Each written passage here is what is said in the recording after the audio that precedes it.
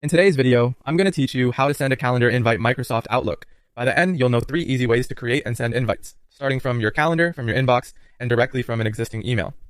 The buttons may look a little different depending on whether you're using the desktop app or the web, but the flow is the same. Let's begin from the calendar. Open the calendar section in Outlook, then select New Event or New Meeting. Give your invite a clear title so attendees instantly know what it's about. Add a location, this can be a room, a conference space, or a video call link, and set the start and end times.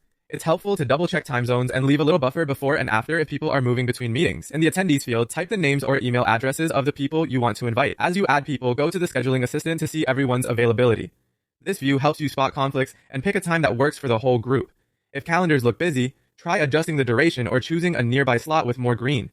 In the body of the invite, include the agenda, any preparation notes, and helpful context. When everything looks right, click send. Recipients will get an invitation they can accept, and the meeting will appear on your calendar. Now from the inbox, if you're reading an email and want to turn it into a meeting, click the arrow next to the new mail button and select event.